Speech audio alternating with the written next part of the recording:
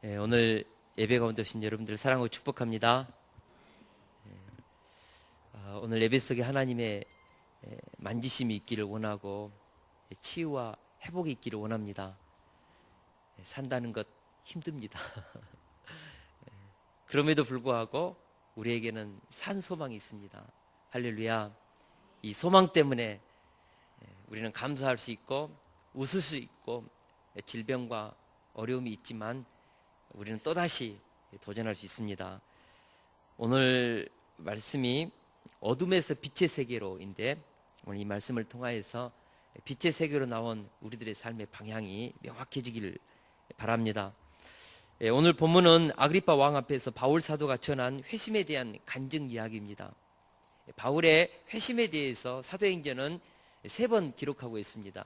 사도행전 9장에서 한번 기록하고 있고 22장 자기 동족들에게 증언하고 있고 오늘 본문인 26장 아그리파 왕 앞에서 자신의 회심에 대한 이야기를 하고 있습니다.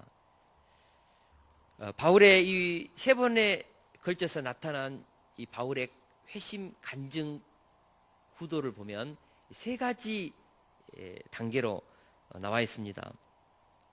첫째는 육신의 단계인 어둠의 세계에 속한 단계입니다. 두 번째는 어둠에서 빛으로 나아가는 거듭남의 단계입니다. 세 번째는 빛의 세계를 본 사람으로서의 빛의 삶을 살아가는 단계입니다. 오늘 사도 바울의 간증을 통하여서 첫째, 육적 세계의 특징은 무엇인가? 둘째로 우리가 어떻게 어둠에서 빛의 세계로 나갈 수 있는가? 그리고 마지막으로 우리는 빛의 삶을 어떻게 감당해야 되는지에 대해서 배우기를 원합니다. 첫째로 거듭나기 전에 바울은 어둠에 갇혀서 살았다고 고백하고 있습니다. 우리 9절에서 11절 말씀을 같이 한번 보겠습니다. 9절에서 11절 말씀입니다. 시작. 나도 나사렛 예수의 이름을 대적하여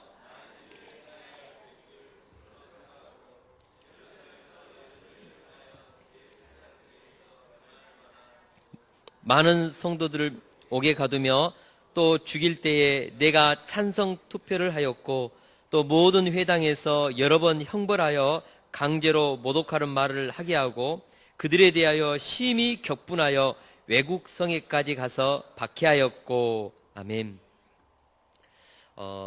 사도 바울이 거듭나지 못했을 때, 육신에 살았을 때 그는 예수 그리스도의 이름을 대적하여 많은 일을 행하였다고 고백하고 있습니다.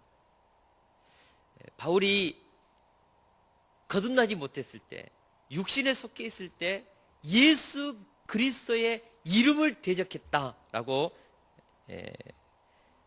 간증하고 있습니다. 바울은 교회를 핍박했습니다. 바울, 회방자의 이름이요. 거듭나기 전에 바울은 교회에서 이름만 들어도 지긋지긋한 공포의 죽음의 저승사자와 같은 그런 자였습니다. 예수님을 믿는 자들을 감옥에 가두고 대제사장에게 권한을 받아가지고 다메섹까지 쫓아가는 그 열심, 그것이 있었습니다. 바울의 눈에는 예수님을 따르는 제자들에 대한 증오심이 가득했고 최초의 순교자인 스데반을 죽일 때 찬성표를 던졌습니다. 오늘 본문에 보니까 모든 회당에서 여러 번 형벌하여 라고 했는데 이제 형벌했다. 이것은 채찍으로 때렸다는 것입니다. 다시 말하면 예수 그리스도의 이름을 모욕하도록 배도하도록 채찍으로 때리면서 신앙을 버리도록 그렇게 잔인한 짓을 했다는 것입니다. 바울이 왜 이토록 예수님을 대적하는 회방자, 핍박자, 사악한 인생을 살았을까요? 18절에 보니까 그가 육신에 속해 살고 있었기 때문이라고 말하고 있습니다. 육신에 속한 자는 영적으로 어둠 속에 거하고 있습니다. 사단의 지배 아래에 있다는 것이죠. 여러분, 우리가 예수 그리스도를 영접하기 이전에 육신에 속해 살 때 특징이 있습니다. 그것은 우리가 어둠 속에 있고 사단의 지배 아래에서 살았다는 것입니다. 그래서 그들의 특징은 교회를 핍박하고 예수님의 이름을 대적하고 성도들에 대해서 신경질적인 반응을 보이는 것입니다. 가만히 한번 생각해 보세요. 예수님을 믿지 않는 자들의 특징이 무엇인가? 왜 그토록 교회를 싫어할까? 왜 예수 믿는 사람들 그렇게 싫어할까? 별로 까닭도 없는데 거기에는 바로 어둠의 권세 잡은 자의 통치하는 힘이 그 속에 있기 때문에 그렇습니다. 제가 하는 이 말에 대해서 동의하지 않은 분도 계실 것입니다.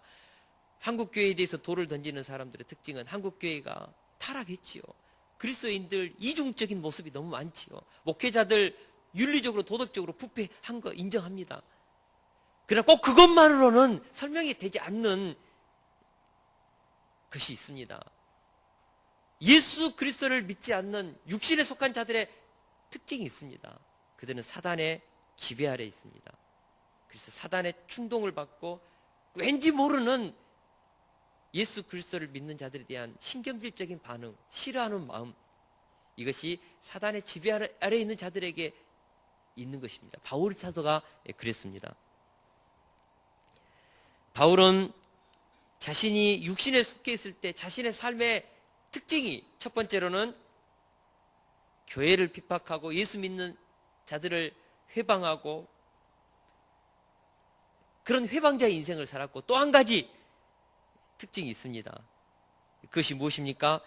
로마서 7장 24절에 보니까 바울이 육신에 속해 있을 때 자신의 삶에 대한 고백입니다. 오라 나는 공고한 사람이로다. 이 사망의 몸에서 누가 나를 건져내랴. 바울 사도가 했던 고백입니다. 거듭나기 전에 바울 사도의 내면은 오라 나는 공고한 자로다. 이 사망의 몸에서 누가 나를 건져낼까? 탄식이 있었습니다. 아픔이 있었습니다. 겉으로 볼 때는 당당하고 배운 학식도 있었고 누가 봐도 그는 로마의 시민권도 가진 귀족적인 그런 삶의 능력이 있었지만, 그러나 그의 깊은 영혼 깊은 곳에는 공고함이 있었습니다. 육신에 속한 사람의 특징은 심령이 공고합니다. 마음이 늘 불안하고 미래가 두렵습니다. 쉼이 없습니다. 현실 세계에서 무엇인가 열심히 일하는데 그의 영혼은 편안하지 못합니다. 늘 쫓기고 방황합니다. 그것이 누구입니까? 거듭나기 전에 있는 육신에 속한 자들의 삶의 특징입니다. 어거스틴이 말했던 것처럼 하나님을 만나기 전까지는 그의 영혼에 쉼이 없습니다. 평안함이 없습니다. 여러분 다 경험했지 않습니까? 저도 경험했습니다. 예수 그리스도를 만나기 전에 그 죽음이라는 깊은 눌림, 삶에 대한 허무함. 제가 고등학교 다닐 때 공부해야 될 이유를 모르니까 그 창살 속에 교실에 가두던 그것이 너무너무 싫은 거예요. 인생을 함부로 살고 싶고 막 그런 반항심, 그런 것이 저에게 있었습니다. 그래서 저는 고등학교 2학년 때 담배 피웠거든요. 술 먹고. 대학 다닐 때는 정말 우리 하숙집에 있는 영국이하고 함께 디스코텍에도 막 다니고 공허함이 있었습니다. 공허함이.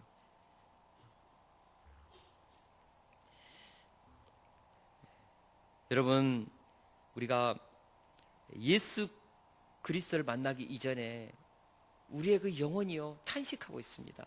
공허합니다. 그 인생에 대한 허무감 때문에요 미치겠어요. 그 영혼이요.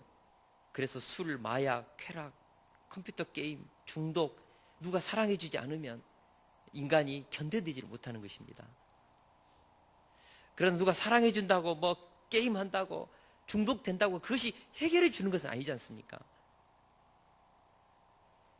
영화관에 들어가서 영화 끝나고 나면 얼마나 그 허무한지 모릅니다. 술 깨면요 얼마나 머리만 아프고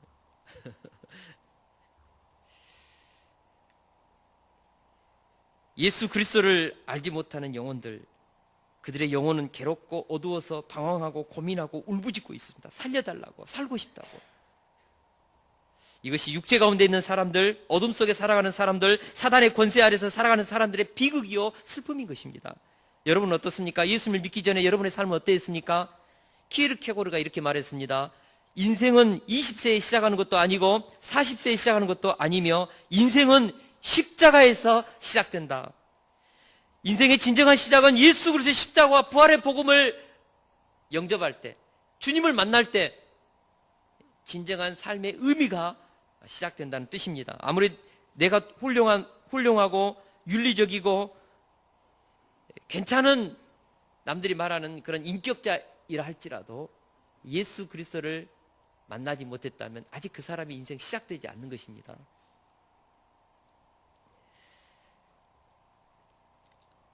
아무리 내가 부모님을 공경하고 자녀들을 사랑하고 사회적으로 성공했다 할지라도 아직 예수님을 만나지 못했다면 진정한 의미에서 그 사람은 아직 인생을 모르는 사람입니다. 그래서 우리가 예전에 7080 인생은 미완성 살아도 인생은 완성되지 않는 그 미완성 속에서 항상 부족함을 느끼는 것, 바로 그것입니다. 예수님을 만나야 합니다. 예수님을 만나면 내가 어디로 와서 어디로 가는지, 내가 살고 있는 인생의 목적이 무엇인지, 죽음은 무엇인지, 죽음 위에는 무엇이 있는지 아는 거예요. 그래서 예수님을 만나면 새로운 삶의 시각이 생기고 비전이 생기고 살아갈 목적이 생기고 질병 가운데서도 실패 가운데서도 그것 때문에 인생 함부로 포기하지 않습니다. 과거에 매여가지고 과거의 그 억눌림, 상처 거기에 갇혀가지고 살지 않습니다. 이전 것은 지나갔으니 보라 새 것이 되었도다. 우리는 현재를 살아가고 미래를 살아가는 것입니다. 불교에서 말하는 업보에 매이는 인생 살지 않습니다. 누구의 죄니까 따지지 않습니다. 예수 그리스도의 십자가의 보혈 안에서 우리의 죄는 해결되었고 하나님은 우리의 인생을 하나님의 나라로 우리를 인도하고 계시는 것입니다. 그래서 예수님을 모르면 인생 시작하지 않는 것입니다. 아직 예수님을 아는 사람만이 내게 주어지는 이 돈의 의미, 내게 주어지는 이 건강의 의미, 내가 가지고 있는 이 재능의 의미, 시간의 의미, 인생의 의미, 가족의 의미, 자녀의 의미 다 해석되는 것입니다. 제가 예수님 만나니까요 놀라운 일이 발생해서 역사가 해석되고 음악이 이해가 되고 미술의 세계가 알게 되고 철학이 이해가 되는 거예요. 그런 경험 해보신 적 있습니까? 예수님을 만나야 합니다. 할렐루야. 예수님을 만나야 합니다. 그러면 예수님을 만나면 공부할 의미도 찾게 되는 것입니다. 둘째로, 눈에서 비닐 같은 것이 벗겨졌을 때 어둠의 세계에서 빛의 세계로 나아가는 영적인 눈이 뜨였습니다.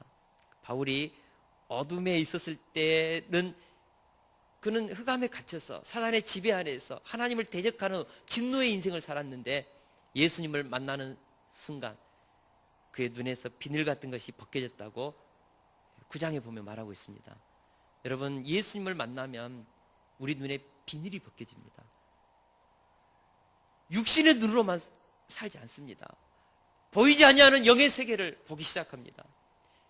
가보지 않은 미래에 대해서 확신하게 됩니다. 성경을 읽으면 이게 무슨 말인지 이해가 돼요. 기도의 세계가 마음속에 확신이 되는 것입니다. 여러분, 우리 눈으로 보는 세계만 참된 세계일까요? 우리 눈으로 보지 못하는 것이 얼마나 많습니까? 현미경으로 들여다봐야만 보는 세계가 있고요, 망원경으로 봐도 보이는 세계가 있어요. 존재하는데 못 봐요. 지금 지구가 자전하고 공전하는데 엄청난 굉음이 들립니다. 그러나 우리 귀에는 지금 안 들려요. 소리는 있습니다. 우리가 귀에 듣고 눈에 보이는 것으로만 산다, 어리석은 인생인 것입니다. 눈에 보이지 아니하는 영적인 세계, 눈에 보이지 않는 물질의 세계, 우리 오감으로 인식할 수 없는 그런 초월의 세계가 존재합니다. 눈에 비닐이 벗겨지는 사람은 그것을 아는 것입니다. 바울 사도는 다메섹 도상에 갔을 때요, 정오에 태양보다 더 밝은 빛이 비쳤습니다. 눈이 멀었고 3일 동안 소경이 되었고 아나니아가 안수했을 때 눈에 비닐이 벗겨지면서 영적 세계 속으로 들어간 것이죠. 빛의 세계로 들어간 것이죠. 정오보다 더 밝은 이 빛, 부활의 빛, 생명의 빛, 진리의 빛이 바울에게 비친 것입니다. 그래서 바울에게 새로운 세계가 열린 것이죠. 그래서 바울은 영광스럽고 인류 역사상 예수님 다음으로 가장 위대한 인생을 살게 된 것입니다. 우리 인생 가운데 정오보다도 더 밝은 부활하신 그 주님의 진리의 빛, 생명의 빛이 빛이어야 됩니다. 그 빛이 제 인생을 통과했거든요. 그럴 때 제 인생은 달라졌고 변화되었습니다. 제가 구약 성경을 대학 1학년 때 구약 성경을 공부하기 시작했거든요. 정 아브라함 목자님이라는 그분과 함께 처음 창세기 1장 1절을 읽었는데, 태초에 하나님이 천지를 창조하셨느니라, 이것을 듣는 순간에 제 머리가 뭔가 한데 그냥 철퇴로 맞는 것처럼 띵 했습니다. 이게 뭔 소린가? 저는 진화론주의자였거든요. 막 마음속에 부글부글 뭔가 막 끌어올라요. 성경책을 내 던져버리고 싶은 막 반항심. 이건 아니다. 제가 구약 성경을 그 이후에도 읽어보면서 이해되지 않는 일들이 너무 많은 거예요. 에녹은 죽음을 보지 않고 하늘로 들림을 받았고, 홍해가 갈라지고 막 태양이 멈추고 달이 멈추고, 엘리야를 통하여서 새 도끼가 물에 떠오르고, 하늘에서 만나가 내려서 40년 동안 200만이 넘는 한 백성이 먹는 이야기들, 이것은 중국의 무협지보다 더 심하다. 이스라엘의 이 경전이 너무나 터무니없이 느껴지고, 그런데 신약을 읽어보면 예수님은 너무나 좋고, 그 성경에 계시된 말씀이 생명의 말씀이지 않습니까? 기적과 이해되어지는 이 윤리적이고 도덕적인 말씀 사이에서, 생명의 말씀 사이에서 갈등을 느끼다가 제가 하나님께 기도했습니다. 하나님, 정말 이 성경에 살아계신 하나님 계시다면 저 한 번만 만나 주십시오. 저 한 번만 만나면 그 성경에 계시는 그 기적의 하나님 저한테 한번 만나주면 나 믿을게요. 제가 그 기도 드렸거든요. 대학 2학년 때 87년 중간고사 때 히어링 테스트 찍어가지고 세 문제 맞히고 기말고사 때 하나님께 이 하나님 붙잡고 기도했습니다. 하나님, 살아계시다면 나 영어 좀 듣게 해주세요. 근데요, 이어폰을 꽂는데 들려요. 답이 보여요. 25문제 제가 다 맞췄거든요. 그 이후로 제가 이게 영적인 세계라는 거 있구나, 기적의 세계라는 거 있구나. 그 다음부터 성경을 읽는데 토시 하나도 빠짐없이 성경이 저에게 임하기 시작했습니다. 군대에서도 한번 체험했고, 하나님 살아 계십니다. 저는 성경에 계시된 하나님, 저에게 약속된 그 하나님을 저는 믿습니다. 저는 그 믿음이 있습니다. 그리고 죽음 이후에는 저는 하나님 앞에 단독자로 서가지고 제가 살아왔던 삶을 결산할 날이 있다는 것도 압니다. 천국과 지옥 있다는 것도 압니다. 영적인 체험도 하고요. 그래서 저는 성경의 말씀의 기초에서 내 인생을 끊임없이 돌아보고 약속했던 것을 붙잡고 제 미래를 향하여 한 걸음 한 걸음 나아가고, 또 우리 세숫교회에 오신 우리 성도님들의 인생을 이 성경에 계시되는 이 말씀에 근거해서 우리의 삶을 하나님의 복의 세계, 생명의 세계, 빛의 세계, 진리의 세계로 인도하는 이 일에 확신을 가지고 있습니다. 하나님 살아 계십니다. 여러분, 믿음의 세계, 기도의 세계, 말씀의 세계로 들어오세요. 할렐루야. 우리가 잘 아는 월남 이상재 선생님이 계십니다. 이분은 1894년 무렵에 승정원 부승기 경영관 참찬관 벼슬을 얻어서 고종에게 직언할 수 있는 정삼품 당상관의 자리에 올랐던 분입니다. 그러나 1902년에 보수파가 꾸민 정치적 음모에 휘말려 아들과 함께 감옥에 갇히는 신세가 되었습니다. 1902년에 유명한 사건이 있는데, 이때 이 양방층들이 회심한 사건이 있는데, 선교사님들이 감옥에 들어갔던 그들에게 성경책을 넣어주고 신앙 서적들을 넣어줬습니다. 이때 우리 한국 초대 대통령 때 이승만도 이때 감옥에 들어가 있었거든요. 이상재 선생님이 감옥에 넣어준 신앙 서적을 거들떠 보지 않았습니다. 이분은 1887년 미국에 첫 공사관으로 갔었을 때 중국 한 그 서기관으로부터 성경을 책을 선물 받았는데 요망한 책이라고 던져버렸던 전력이 있던 분입니다.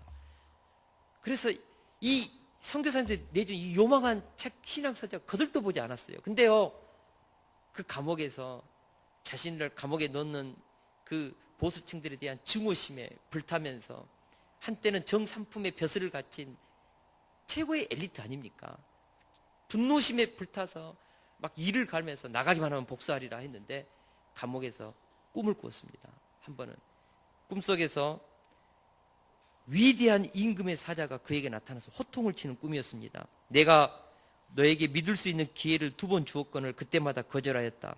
그래도 너의 생명을 보존하여 이곳에 두었고 이번이 마지막으로 너와 내 민족이 진보할 수 있는 기회를 다시 주노라. 이 음성을 꿈속에서 들은 것입니다. 이때 이상재 선생님이 깨어나가지고 깜짝 놀라서 그동안에 내팽개쳤던 성경책을 집어 들어서 읽기 시작했고, 거기에서 읽다가 회심했습니다. 자신을 위해서 십자가에 죽으시고 부활하신 이 예수 그리스도의 이 진리가 깨달아지기 시작한 거예요. 펑펑 울면서 감옥에서 회심했습니다. 그래서 우리가 잘 아는 민족의 스승 월남 이상재로 새로운 인생을 살게 된 것입니다. 여러분, 예수님을 만나면 새로운 인생의 문이 열리는 것입니다. 저는 지금도 생각하거든요. 내가 예수님을 만나지 못했더라면 어떤 인생을 살고 있을까? 제가 고등학교 때 골빈당을 친구 4명과 만들었습니다. 골빈당. 말 그대로 고리 빈 인생을 살았습니다. 근데 제가 예수님을 만나고 나서 호텔 경영인의 인생을 꿈꾸다가 이제는 목회의 길을 와서 생명을 살리고 영적인 세계를 보면서 나라와 민족을 품고 민족 복음화와 세계 선교 다음 세대를 역사의 주역들로 꿈꾸는 비전을 가지고 살지 않습니까? 행복해요. 행복합니다. 어떤 분들은 우리 가정이 오픈해서 막 이렇게 사람들을 이렇게 품고 하는 거 피곤치 않냐고. 이것이 우리의 삶이었습니다. 생명을 살리고 영혼을 살리는 건, 예전에 어떤 자매님이 최사모가 속옷을 그냥 보이는 곳에 이렇게 놓아두었습니다. 그랬더니 사모님 좀 보여요. 좀 이렇게 좀 가리울 수 없냐고. 최사모가 성질 나가지고 우리 집 환경을 봐라. 도대체 어디에다가 이것을 해놓을 수 있겠냐고 호통을 치면서, 그때 이제 그 자매님이 그때서야 알았던 것 같아요. 근데 사실 이것이 저의 영적인 멘토였던 박다니엘 목사님이 그렇게 사셨고, 저는 결혼할 때부터 자매를 저희 가정에 데리고 살았고, 개척하면서도 우리 형제 한 명을 가정에서 데리고 살았고 그랬었습니다. 가정을 오픈하고 사는 것, 이것이 제 삶에 그냥 이건 하나님이 제게 주신 은혜의 삶이죠. 피곤치 않습니다. 스트레스 받지 않습니다. 저에게 이런 삶에 대한, 하나님이 생명을 살리는 삶에 대한 저에게 비전을 주셨습니다. 저는 감사히 생각합니다. 사랑하는 동역자 여러분, 우리 인생의 가운데 비늘이 벗겨져서 영적 세계를 보면 상상하지도 못했던 새로운 삶을 살게 된다니까요. 하나님께서 저와 여러분들을 날마다 비닐을 벗겨주셔서 눈의 비닐을 벗겨서 영적인 세계, 황홀한 믿음의 세계, 기적의 세계, 은총의 세계, 하늘의 복이 열리는 그 세계로 우리를 날마다 초대해 주시기를 원합니다. 셋째로, 빛의 세계를 본 사람은 이제부터 영원한 소망을 향하여 산다는 것입니다. 우리 6절에서 7절을 같이 한번 읽어보겠습니다. 6절에서 7절 말씀입니다. 시작. 이제도 여기 서서 신문 받는 것은 하나님이 우리 조상에게 약속하신 것을 바라는 까닭이니 이 약속은 우리 12지파가 밤낮으로 간절히 하나님을 받들어 섬김으로 얻기를 바라는 바인데, 아그리빠 왕이여, 이 소망으로 말미암아 내가 유대인들에게 고소를 당하는 것이니이다. 아멘. 바울은 지금 아그리빠 왕에게 이 소망 때문에 지금 죄수의 몸으로 포박당한 채 당신 앞에 서 있습니다 라고 지금 말하고 있습니다. 뭐 때문에요? 이 소망으로 인하여서. 여러분, 이 소망이 뭘까요? 왜 바울이 그 똑똑하고 가말레리 문화생이요, 오늘날로 말하면 서울대에 나왔 정도의 그 지성인 중에 지성인이었던 바울이 왜 이제는 죄수의 몸으로 허름한 옷을 입고 쇠고랑을 찬 채 아그리빠 왕 앞에 이렇게 초라하게 서 있을까요? 이 소망으로 인하여서라고 했습니다. 이 소망이 무엇입니까? 아브라함에게 주었던 소망, 이삭과 야곱이 받았던 소망, 모세에게 주어졌던 소망, 다윗이 붙잡았던 소망, 많은 믿음의 조상들이 하늘로부터 받았던 소망, 썩지 않은 소망, 영원한 산소망, 하나님의 나라, 바로 그 소망을 바울이 알았던 것입니다. 붙잡았던 것입니다. 바울은 이 소망을 다메섹 도상에서 깨달았습니다. 여러분, 우리가 성경을 읽어보십시오. 아브라함이 왜 갈대아 우르를 떠나서 하나님이 지시하신 그 가나안 땅에 가서 그렇게 고생하면서 살았습니까? 왜 그들은 번향으로 어렵고 힘들 때 돌아가지 않고 끝까지 하나님이 지시하신 그 땅에서 3대에 걸쳐서 텐트 생활하면서 그렇게 떠돌이 생활을 했냐고요? 그들은 하나님이 준비하신 본향, 영원한 아버지의 나라를 바라보는 소망 때문에 그랬던 것입니다. 할렐루야. 그 소망이 있었습니다. 우리가 성경을 보면 히브리서 11장 35절 이후에 보면 믿음의 무명 용사들이 악형을 받되 구차히 면하지 아니하였으며, 또 어떤 이들은 희롱과 채찍뿐 아니라 결박과 옥에 갇히는 시험도 받았으며, 돌로 치는 것과 톱으로 켜는 것과 시험과 칼에 죽는 것을 당하여 양과 염소의 가죽을 입고 광야와 산중과 암혈과 토굴로 유리하는 까닭은 바로 더 좋은 부활, 이 땅에서 있는 소망보다 더 좋은 소망이 있었기 때문에 구차히 이 땅에서 핍박받고 환난당하는 것을, 심지어는 순교당하는 것까지도 기쁨으로 감당할 수 있었다는 것입니다. 뭐 때문에요? 소망 때문에 그렇습니다. 산소망. 바울이 이 소망을 다메섹 도상에서 본 것입니다. 이 소망이 무엇입니까? 아브라함이 기다렸고, 이삭과 야곱이 기다렸고, 다윗이 기다렸고, 모세가 보았던 그 소망이 뭐냐고요? 하나님의 아들 예수 그리스도 십자가에서 우리를 위해서 죽으시고 3일 만에 부활하시고 승천하셔서 다시 오신다고 약속하신 그분, 바로 그분이 참 소망이었던 것입니다. 바울은 그분을 다메섹 도상에서 보았습니다. 바울만 본 것이 아니고 게바도, 베드로도 보았고, 12제자도 보았고, 500여 형제들이 일시에 보았고, 예수님의 동생 야고보도 보았고, 맨 나중에 만삭되지 못하여 난자 같은 바울도 부활의 주님을 보았고 음성을 들었습니다. 그래서 바울은 충분히 편안히 살 수 있었지만, 충분히 세상에서 인정과 성공을 받고 로마 시민권을 가지고 넉넉히 고생하지 않으면서 잘 먹고 잘 살 수 있었지만, 이 소망을 인하여서 지금 죄수의 몸으로 아그리빠 왕 앞에 서 있는 것이고, 쇠고랑 차고 로마까지 가고자 하고 서머나까지 가고자 하는 이유가 무엇입니까? 바울이 붙잡았던 소망, 이스라엘의 믿음의 조상들이 붙잡았던 그 소망을 바울이 가졌기 때문입니다. 바울에게 그 소망이 있었습니다. 저에게도 그 소망이 있습니다. 여러분들에게도 있습니까? 있는 줄 압니다. 쇠하지 않는 소망, 잠시 피어나는 꽃 시들어 버리는 그런 소망이 아니라 리빙 호프, 산 소망이 있습니다. 저에게도 있고 예수님을 믿는 여러분들에게도 있습니다. 할렐루야.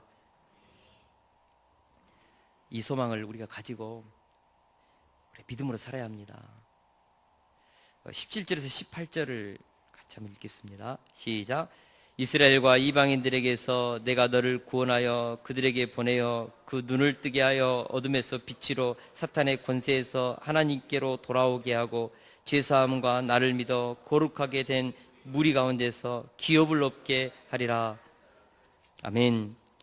하나님은 바울에게 육신의 어둠 속에 있는 이스라엘과 이방인들에게 가서 그들의 영적인 눈을 뜨게 하라는 명령을 받았습니다. 바울 사도는 하나님으로부터 다메섹 도상에서 어둠에 있는 자들을 빛으로, 사단의 지배 아래 있는 자들을 하나님의 나라로 이끄는 이방인의 사도로 택한 하나님의 그릇이라는 소명을 받았습니다. 그래서 그는 그 소명을 붙잡고 어둠에 있는 자들을, 사단의 지배 아래 있는 자들을 빛의 세계로 인도하는 이 일에 자신의 전 인생을 쏟아서 감당했다는 것입니다. 우리가 하나님의 일을 감당할 때 바울 사도가 받았던 이 일을 오늘 우리도 받았다고 믿습니다. 여러분, 이 일은 사람의 힘으로 감당할 수 없습니다. 하나님이 주시는 영적인 능력과 권능을 받을 때, 기도의 능력을 덧입을 때만이 감당할 수 있다고 믿습니다. 눈을 뜨게 하는 것, 이것은 은총의 힘입니다. 바울이 눈을 떴던 것은 아나니아의 안수기도와 다메섹 도상에서 부활하신 그 빛이 비쳤을 때 눈이 띄어졌지, 바울이 구약을 읽다가 깨달아서 눈 뜬 것이 아닙니다. 선행도 공로도 무슨 지식적인 깨달음도 아니었습니다. 하나님의 은총의 빛이죠. 저는 목회하면서 목회 가운데 가장 어려운 것은 사람은 변화되지 않는다는 것. 저 자신도 잘 변화되지 않는다는 것을 압니다. 사람은 변화되지 않습니다. 지식으로, 프로그램으로, 훈련으로 안 돼요. 절대 안 바뀌어요. 뭘로만 가능하는가? 성령께서 그 심령을 뚫고 들어가서 말씀이 혼과 영과 관절과 골수를 찔러 쪼개서 그 영혼을 뒤집을 때 변화가 일어나고 인생의 혁명이 일어나는 것이지, 어떻게 목회자의 말로, 사람의 말로 사람이 바뀌겠습니까? 교육으로 바뀌겠습니까? 안 바뀌어요. 안 바뀌어요. 그래서 제가 목회하고 개척하면서 하나님 앞에 늘 기도하는 것은, 하나님, 예배 때마다 말씀의 능력이 우리 성도들 안에 하나님의 그 성령의 능력의 권능이 우리를 변화시켜 주시고 우리를 새롭게 하여 주옵소서. 그럴 때만이 회심과 변화의 역사가 일어나는 것입니다. 영국의 스로스트라는 죄수는 영국과 오스트레일리아에서 40년간이나 교도 생활을 하고 가죽 채찍으로 50번씩 8번이나 맞았습니다. 그러나 그의 생활은 변화되지 않았습니다. 교도관들이 그를 보고 치를 떨었습니다. 저런 인간이 어떻게 세상에 존재하냐. 뭘 해도 그는 사악하게 그렇게 행동했고 동료들을 괴롭혔고 교도관들에게 반항했습니다. 그래서 교도소에서 그를 어떻게 해야 될지 방법이 없었습니다. 그런데 그러한 그가 구세군 숙박소에서 하룻밤 신세를 진 인연으로 구세군에 갔다가 자신을 위해서 십자가에 죽으시고 부활하신 예수님을 만났습니다. 육신의 눈에 비닐이 벗겨지고 영적 세계가 열렸습니다. 그 순간에 이분이 변한 거예요. 그래서 그는 다음과 같이 간증했습니다. 그는 그 후에 구세군 추록자 보호소에서 18년 동안 봉사하면서 성자의 칭호를 받을 정도로 헌신했는데, 그가 간증하기를 400번의 가죽 채찍으로도 40년간의 교도소 생활로도 변화되지 않는 내가 그리스도로 인해서 1, 2분 만에 변화되었다라고 간증했습니다. 여러분, 예수님을 만나면요 1, 2분 만에 새 인간이 됩니다. 어마어마한 그 인생의 터닝 포인트가 일어납니다. 뭘로요? 복음으로, 성령의 능력으로, 하나님의 은총의 힘으로, 부활하신 그 종호의 태양빛보다 더 밝은 생명의 빛, 영광의 빛이 비칠 때 우리는 바뀌는 것입니다. 그래서 인간은 소망이 있습니다. 할렐루야. 예수님 만나면 소망이 있습니다. 할렐루야. 소망이 있습니다. 우리 그 중국 성도님이 이게 굉장히 인생의 라이프 스타일이요, 아침을 못 일어나요. 절대 못 일어납니다. 그 가족에 의하면. 그런데요, 왜냐하면 보통 새벽 3시, 4시까지 새벽형 인간인데 예수님을 만났어요. 근데 오전 예배를 이렇게 드리는 것 자체가 기적이래요. 지금까지 한 번도 예배를 받지 않고 지금 계속 참석하고 있거든요. 이것이 무엇입니까? 복음의 능력입니다. 변화됩니다. 할렐루야. 저도 변화되었고 여러분들도 변화되고 있고 변화되었고 앞으로도 우리는 더 아름답고 위대한 인생을 살 것입니다. 할렐루야. 사람 포기하지 말아요. 인간은 위대한 존재입니다. 하나님의 형상을 가진. 복음이 임하면 누구든지 성자의 인생, 위대한 인생, 복을 나눠지는 그런 아름다운 인생 누구든지 살 수 있습니다. 이 복음으로 말미암아 우리 교회 가운데 바울 사도와 같은 인물들이 하늘의 뭇별과 같이 많이 세워지기를 축원합니다.